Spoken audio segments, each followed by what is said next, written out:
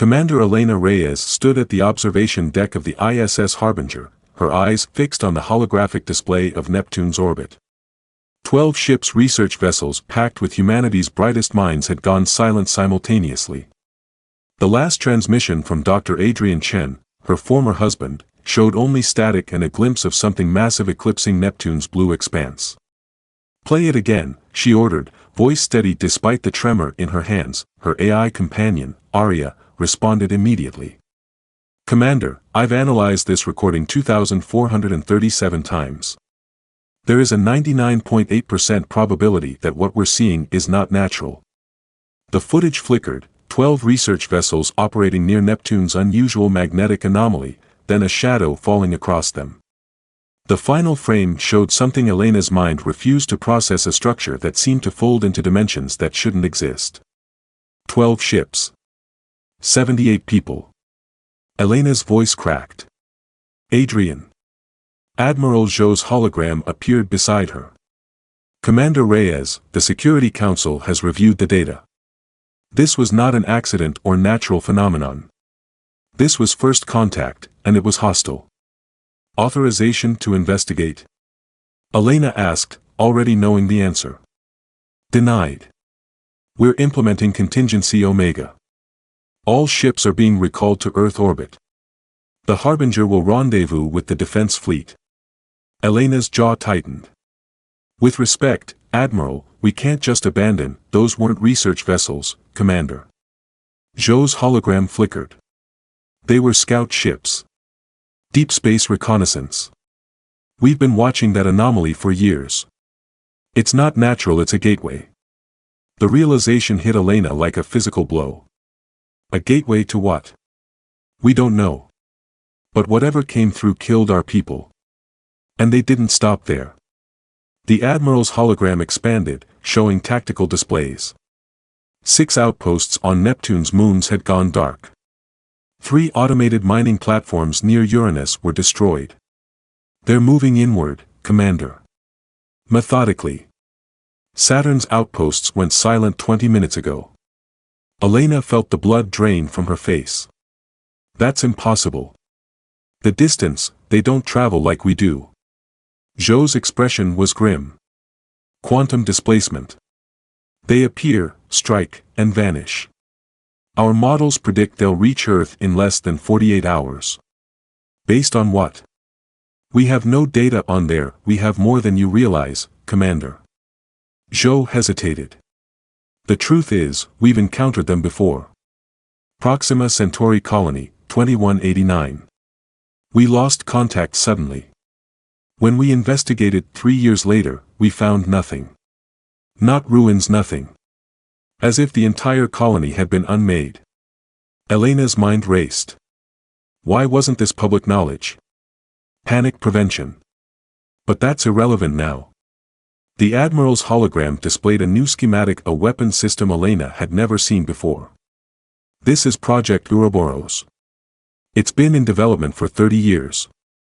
The design was unlike anything in Earth's arsenal, a retroviral quantum weapon designed to attack the fabric of spacetime itself." "This isn't human technology," Elena whispered. "Not entirely. In 2155, something crashed in the Atacama Desert. The pilot died upon impact, but the technology. We've been reverse engineering it ever since." Elena stared at the weapon schematic, understanding dawning. "You think these are the same aliens?" "We believe so. And that pilot may have been running from them." Zhou's expression hardened. "Commander, your ship has been selected to deploy Ouroboros. The Harbinger's quantum engines are compatible with the deployment system. You're asking me to use a weapon we barely understand against an enemy we know nothing about." "I'm ordering you to defend Earth by any means necessary," Zhou countered. "The weapon is being loaded onto your ship now. You'll rendezvous with the defense fleet at Mars orbit." After the Admiral's hologram disappeared, Elena turned to Arya. "What aren't they telling me?" The AI hesitated, something it never did. "I've detected anomalies in the Neptune footage. When enhanced and decelerated, there appear to be human figures among the alien structures." "Show me." The footage expanded, focusing on one section. Elena saw it then: human silhouettes moving in formation alongside entities that defied description, geometric impossibilities that hurt to look at directly. "They're working together," Elena whispered. "Unknown." But 12 seconds before transmission cut, Dr. Chen's neural implant activated an emergency protocol. He uploaded a data packet directly to your personal server. Elena's heart raced. "Why didn't you tell me this immediately?" "The packet was quantum locked to your genetic signature. I couldn't access it." "Open it. Now." The message materialized before her. Adrian's face, bloodied but calm. "Elena, if you're seeing this, then they've come. What we found here isn't just an alien presence. It's a doorway between universes. They're not invaders, Elena. They're refugees, running from something worse." The message flickered, showing glimpses of massive structures being assembled around Neptune. "The 12 who died weren't killed by aliens," Adrian continued urgently. "They were killed by humans, Black Ops agents embedded in our crews. We discovered the truth: Earth's military has been planning to weaponize this technology against political enemies. The aliens intervened to stop them." Elena watched in horror as the footage showed a human operative deploying a device that collapsed one of the alien structures, killing several of the geometrically impossible beings. "They're calling it Project Ouroboros," Adrian's message continued. "It's not a defensive weapon, Elena. It's designed to collapse their dimensional gateway and capture their travel technology. But the aliens are connected to their homeworld through quantum entanglement. If Ouroboros deploys, it won't just kill those here, it will cascade through their entire civilization." The message began to break up. Adrian's final words came through in fragments: "Don't trust millions will die, find the truth." As the message ended, Arya spoke quietly. "Commander, the Ouroboros weapon has been loaded onto the Harbinger. We've been ordered to break orbit and proceed to Mars' defense position." Elena stood motionless, the weight of her husband's final message pressing down on her. Below, Earth shimmered like a blue jewel, home to 10 billion souls who would soon be looking to her for protection. But protection from what? An alien invasion, or a human conspiracy that would commit genocide to acquire advanced technology? "Arya, set course for Mars," she finally said, turning away from Earth's image. "And prepare my shuttle. I need to inspect this weapon personally."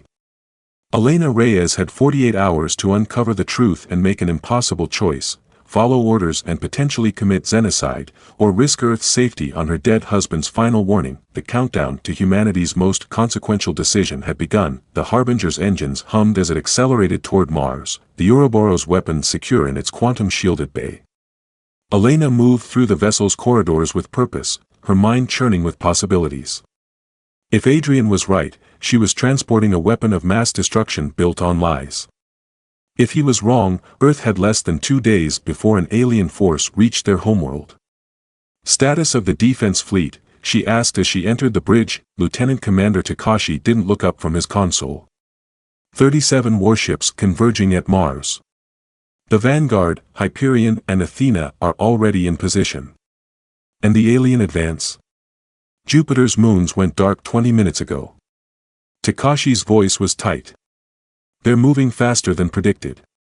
Elena approached the weapons bay, where Dr. Nasser Khoury, the quantum physicist assigned to the Ouroboros project, was running diagnostics. "Explain it to me," she demanded without preamble. "How does this weapon work?"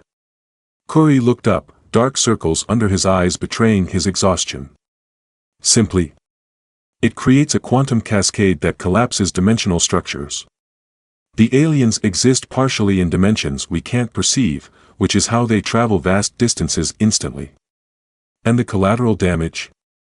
Khoury hesitated, confirming Elena's fears. "The weapon targets quantum signatures specific to their biology. Once deployed, it will propagate through their dimensional gateway, affecting all connected entities." "You mean it will kill their entire species?"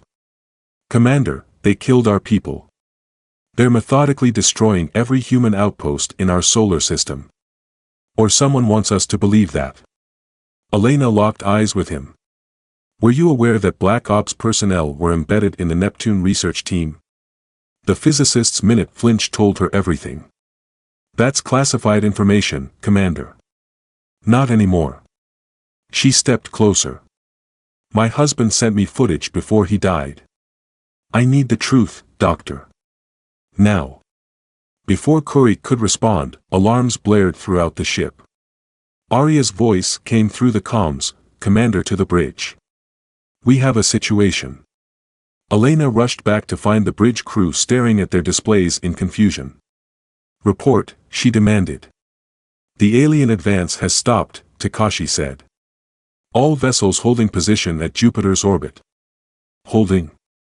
Why would they? We're receiving a transmission, the communications officer interrupted. It's using our encrypted military channels. Elena's blood ran cold. Put it through. The main display flickered, and a human face appeared, a woman with silver-streaked black hair and eyes that reflected too many colors to be natural. Commander Reyes, the woman said. I am Dr. Eliza Weir, former chief scientist of Project Ouroboros. I defected to the HFY 18 months ago. Elena struggled to maintain her composure. You're working with the aliens. I'm trying to prevent a catastrophe. Weir's image flickered. The HFY are not invaders, Commander. They're refugees from a dying universe. The gateway near Neptune is their lifeline, their only hope of evacuating their people before their dimension collapses entirely. They killed 12 of our people, Elena countered. No. Your own government did that. Weir's expression hardened. The HFY approached us peacefully 3 years ago, seeking asylum. In exchange, they offered knowledge including their dimensional travel technology. Instead of helping, certain factions saw an opportunity to acquire their technology by force. Elena thought of the weapon in her cargo hold. Ouroboros. It was never meant for defense, Weir confirmed. It was designed to collapse their gateway while stealing its underlying mechanics. The 12 researchers were killed because they discovered the truth. Why should I believe you? Because I helped design Ouroboros before I understood its true purpose. Weir leaned forward. The HFY are connected to their homeworld through quantum entanglement. If that weapon deploys, the cascade will propagate through their entire civilization. Billions will die, Commander. Genocide on an unimaginable scale. Elena's tactical display updated. The alien vessels remained stationary near Jupiter, making no further advance. If they're peaceful, explain the destroyed outposts, Elena demanded. Self-defense. Your military fired first, using prototype quantum weapons. The HFY neutralized the direct threats but have advanced no further. Weir's image flickered again. They've stopped at Jupiter to give us one chance to negotiate. I've convinced them that not all humans support this aggression. Admiral Zhou's incoming transmission cut through their conversation. Commander Reyes, we're detecting unauthorized communications. Cut it immediately and proceed to Mars. Elena ignored him. What do they want? Safe passage, Weir answered. Help evacuating their remaining population. They have approximately 3 million souls left to transport before their universe collapses completely. Commander, this is a direct order, Zhou barked. Cut transmission and proceed to deployment coordinates. Elena muted the Admiral's channel. How do I know this isn't manipulation? Your husband found proof in Neptune's magnetic field, Weir said softly. Quantum echoes of their dying universe. Check Arya's deep scan data from your approach to Neptune 2 weeks ago. Elena glanced at her AI companion, who nodded imperceptibly. Confirmed, Commander. I detected quantum anomalies consistent with a universal decay pattern. Elena unmuted Zhou. Admiral, I need confirmation on something. Was Project Ouroboros designed as a defensive weapon or as a technology acquisition initiative?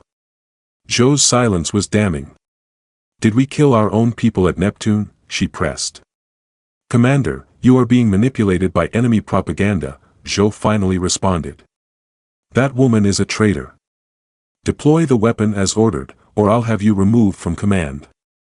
Elena looked from Zhou to Weir, then at her bridge crew. Every decision in her life had led to this moment, this impossible choice between following orders and following conscience. Arya, secure the Ouroboros weapon, she said finally. Lock down the deployment systems. What are you doing, Commander? Zhou demanded. I'm preventing a genocide, Admiral. Elena straightened her shoulders. And I'm opening negotiations with the KFIR. That's treason, Reyes. No, sir. It's humanity. Elena gestured for communications to cut his transmission. Dr. Weir, tell the KFIR I want to meet. In person. I need to see the truth for myself before I make any decisions that affect both our species. Weir's multicolored eyes showed relief. They'll agree to that. But hurry, Commander. Your military won't stand down for long. As the transmission ended, Elena turned to her stunned crew. Set course for Jupiter. Inform the defense fleet of our intentions. Commander, Takashi said quietly, are you sure about this? Elena thought of Adrian's final message and the weapon designed to steal alien technology at the cost of millions of lives. No, she admitted. But I'm sure that if we deploy that weapon without knowing the full truth, humanity doesn't deserve to survive. The Harbinger changed course, accelerating toward Jupiter, and either humanity's salvation or its greatest mistake, the Harbinger approached Jupiter's orbit, tension radiating through every deck. Half the crew believed Elena was saving humanity from committing an atrocity, the other half thought she was betraying Earth to alien manipulators. 2 destroyers from Earth's defense fleet had broken formation to pursue them, weapons hot. They're hailing us again, Takashi reported. Ignore it, Elena ordered. Status of the KFIR vessels. Holding position at the coordinates Dr. Weir provided. Elena studied the tactical display. The alien ships defied conventional understanding structures that seemed to fold into themselves, existing in multiple states simultaneously. Looking at them directly gave her a headache. Commander, Arya interrupted, I've completed analysis of the Neptune data. The quantum echoes are consistent with Dr. Weir's claims. Their universe is experiencing rapid entropic acceleration. In English, Arya. Their reality is collapsing. Based on the decay rate, they have less than 72 hours before total universal extinction. The communications officer looked up suddenly. Commander, we're receiving a new transmission from inside the ship. What? Elena spun around. How is that possible? The main display activated without command. Dr. Nasser Khoury appeared, standing in the weapons bay next to the Ouroboros device, now humming with energy. Commander Reyes, he said, voice eerily calm, I've initiated the Ouroboros deployment sequence. Elena felt ice flood her veins. Override it, now. I can't, Arya responded. He's locked out all external controls. You don't understand what you're doing, Elena told Khoury. You'll kill millions of innocent beings. Innocent? Khoury laughed bitterly. They destroyed our outposts. They killed Adrian and the others. Our own people did that, Elena insisted. The government lied to us. No, Commander. You've been compromised. Khoury's eyes hardened. These beings manipulate perception. They've done it to Weir, and now they've done it to you. Elena turned to Takashi. Get a security team to the weapons bay. Now. The doors are sealed, Takashi reported after trying the comms. He's locked himself in. Khoury continued, the deployment sequence is designed to be irreversible, Commander. In 10 minutes, Ouroboros will activate, collapsing their dimensional gateway and securing their travel technology for humanity. And killing millions in the process. Elena slammed her fist against the console. Arya, options? The AI's avatar appeared, unusually solemn. The only way to stop deployment is from inside the weapons bay. Elena made her decision instantly. Prepare my EVA suit. I'm going outside. Commander, that's suicide, Takashi protested. Even if you reach the external hatch, the quantum radiation from Ouroboros will kill you before you can disable it. We don't have a choice. Elena was already moving toward the equipment bay. Either I stop this, or we become the greatest mass murderers in human history. As she donned her EVA suit, the ship shuddered violently. Arya's voice came through her helmet. "Commander, the KFIR ships are moving. They've detected the Ouroboros activation. Tell Dr. Weir what's happening," Elena ordered, preparing to enter the airlock. "I need time." The ship rocked again as Elena pushed off into space. The Harbinger's hull stretched before her, Jupiter's massive form creating a breathtaking backdrop. She propelled herself along using maneuvering thrusters, searching for the maintenance hatch that would give her access to the weapons bay. Her comm crackled. "Elena?" Dr. Weir's voice, strained. "The KFIR know what's happening. They're preparing to destroy your ship. Tell them I'm trying to stop it," Elena gasped, fighting against the suit's resistance. "I just need a few minutes." "They don't believe you. They've been betrayed by humans too many times." Weir paused. "There's something else you should know. Adrian isn't dead." Elena nearly lost her grip on the hull. "What?" "When he discovered the truth, the KFIR saved him and the other scientists who supported peace. He's been working with us, trying to find a solution." Elena reached the maintenance hatch, fingers fumbling with the emergency override. "Why didn't you tell me this before?" "He made us promise not to. He knew you'd try to find him instead of focusing on stopping Ouroboros." The hatch finally opened, revealing a narrow maintenance shaft. Elena pulled herself inside, her suit scraping against the walls. "Commander," Arya warned, "Ouroboros deployment in 3 minutes." Elena reached the inner door to the weapons bay and peered through the small window. Curry stood before the device, which pulsed with blinding blue-white energy. "Dr. Curry," she called through the intercom. "Please, you have to stop this." "It's too late," he replied without turning. "The reaction is self-sustaining now." Elena overrode the door's emergency locks and pushed it open, immediately feeling the quantum radiation wash over her. Her suit's alarms blared warnings. "Commander, the radiation levels are fatal," Arya warned. "You have less than 2 minutes of exposure before irreversible cellular damage." Elena ignored the warning and pushed forward. "Curry, my husband is alive. The alien saved him. That made him turn." "Impossible. I saw the bodies myself." "You saw what someone wanted you to see." Elena took another step, fighting against the increasing pain. "Adrian discovered that our own government fabricated the attack to justify stealing alien technology." Doubt flickered across Curry's face.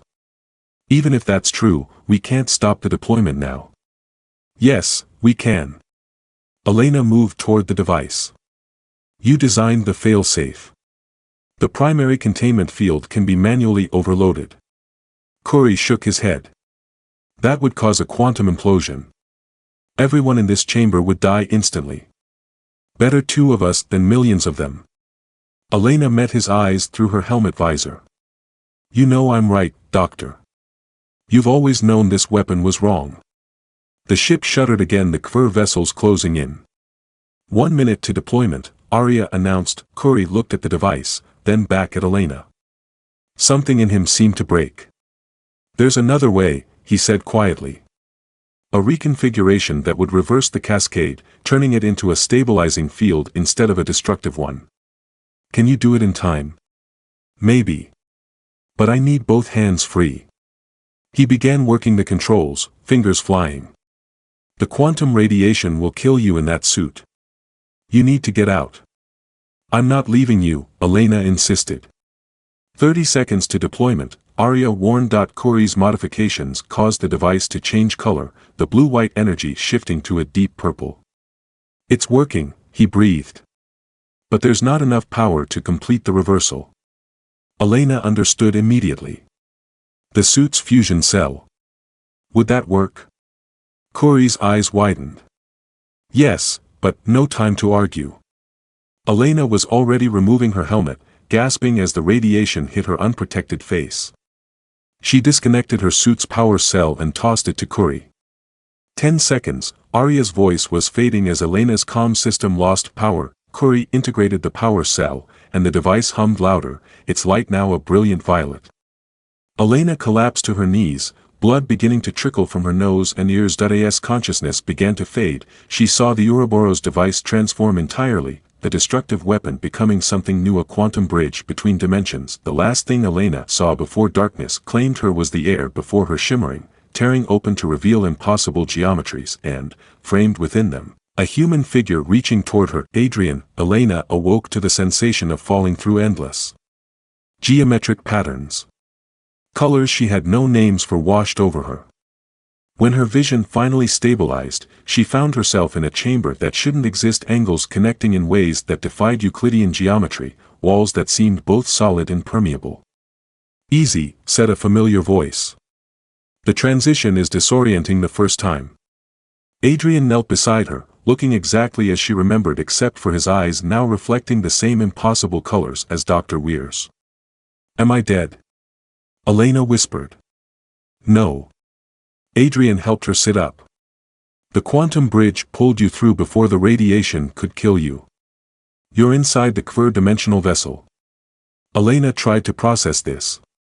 "Kuri. He made it too.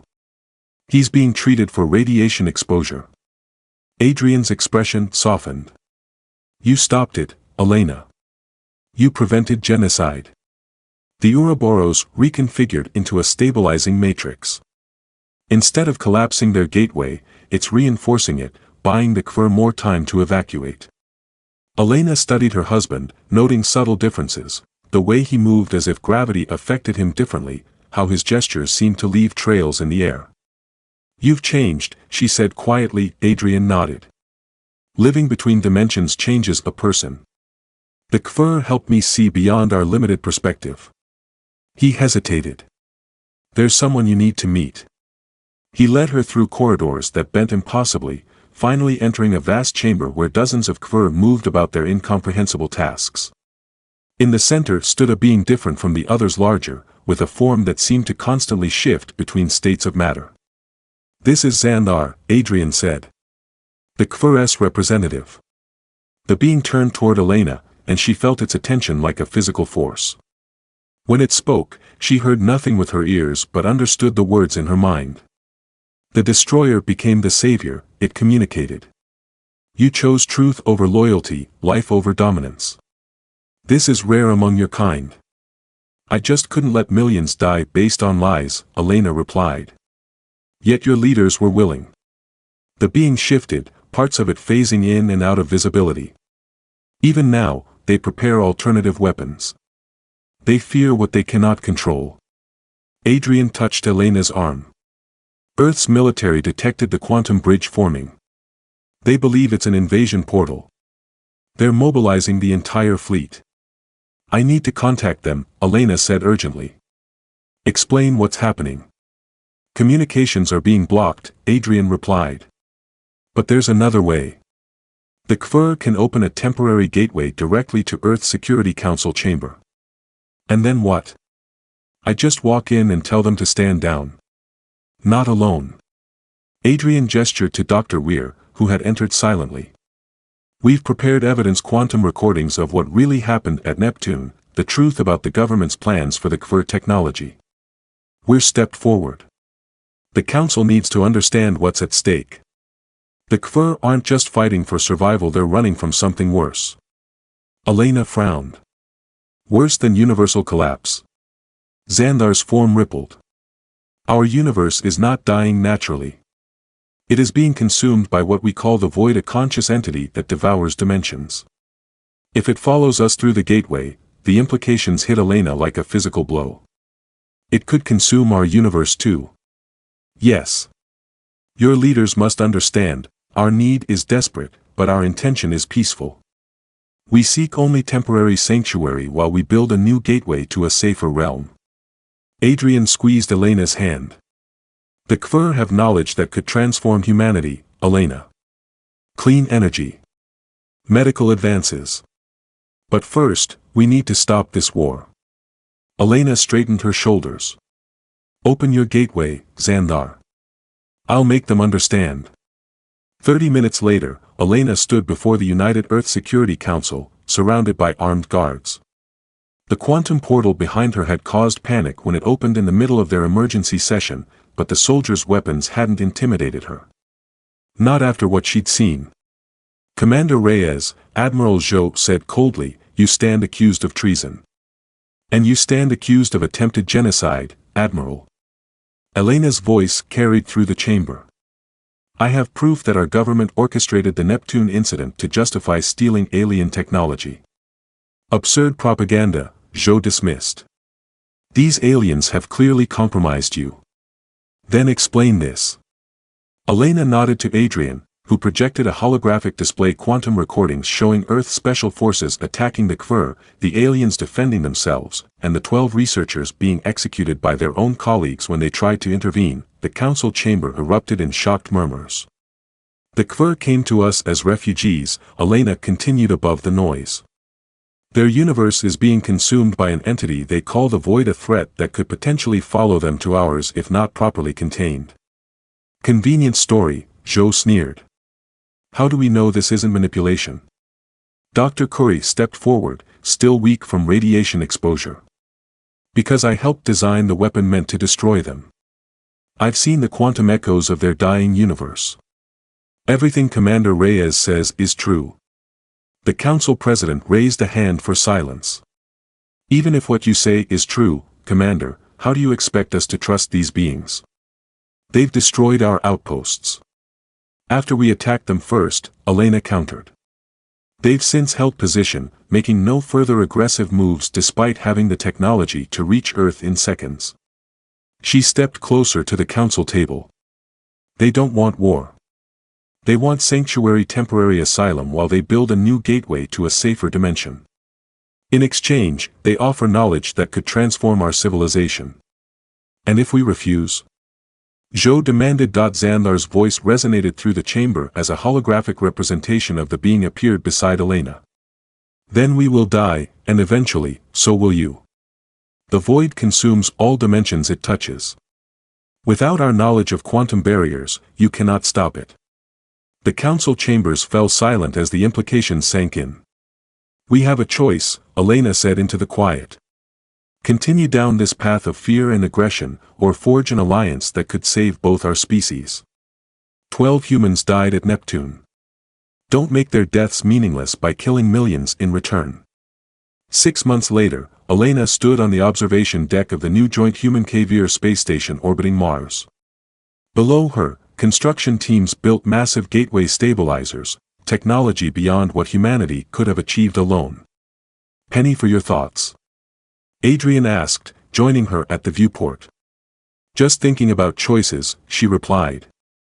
6 months ago, we were on the brink of committing genocide. Now we're building the future together." Adrian nodded toward the quantum gateway taking shape below. "The new dimensional anchor will be ready for testing next week. The KFIR scientists believe they've identified a stable universe beyond the void's reach." "And the evacuation?" "Proceeding on schedule.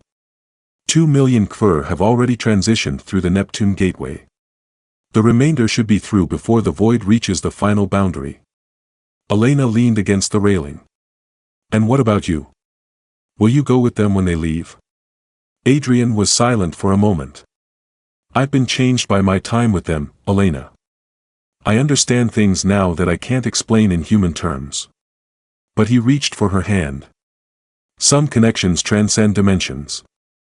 Below them, humans and KFIR worked side by side, building technology that would save millions of lives. The council had ultimately chosen cooperation over fear, alliance over extinction. "There's something else," Adrian said. "The KFIR geneticists have been studying the quantum radiation effects on your DNA. The exposure changed you, Elena. Like it changed me, and we're."